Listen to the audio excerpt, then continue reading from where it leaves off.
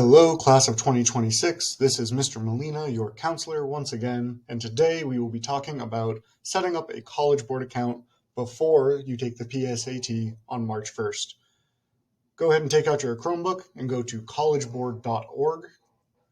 Again, that is collegeboard.org, or just search College Board and it will go to the first site. Once you're at the home page, go ahead and click Create Account right there in the middle of the page. It will ask if you are a student or an educator, and you are a student. Go ahead and click the student button.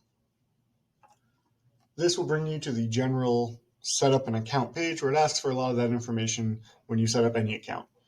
So go ahead, make sure you read at the top what this is going to be used for, and then start filling out your general information.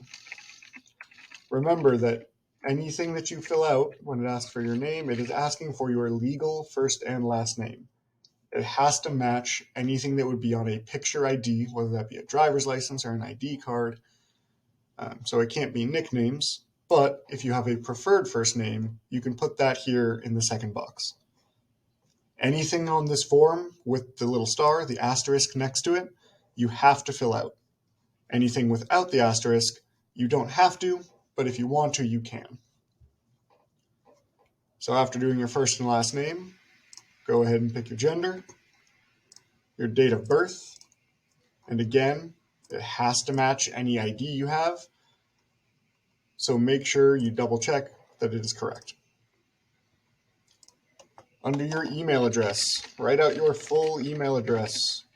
Double check if there are no spelling errors, because this is the main way that you're going to log in and that they'll contact you. And then in the next box, make sure you type it in the exact same way. If you typed it in the same way, it should not throw any sort of error message at you. Under high school graduation, you're going to select June of 2026. Even if you plan to graduate early, make sure you select June 2026 because that is currently your graduation date. Under zip postal code, you're going to type the zip code where you live. If you need help finding what that is, go ahead and ask a teacher for help. And where you go to school, start typing in Whiteland, and Whiteland Community High School will pop up. Go ahead and select that.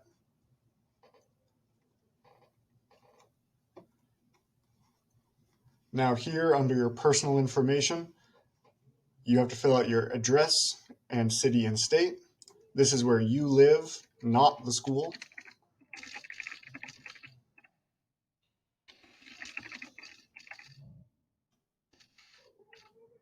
So make sure you have your address, the town that you live in, and you all live in Indiana. These next couple ones are optional. If you want emails from them about some of the programs that they have, including invitations for surveys, stuff about career planning, and how to apply for college later on. Some of it is really useful information if you plan on going to college, so you can opt in or out of that.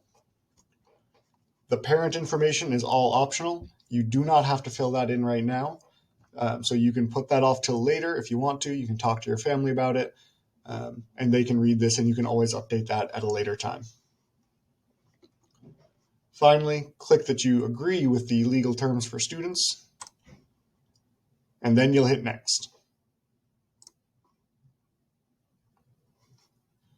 It'll ask you to confirm your information, so double check that everything is spelled right.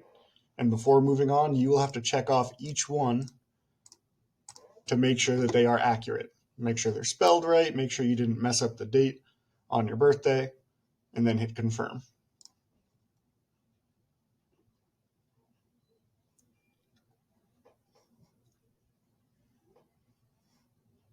You will then get to a verify email.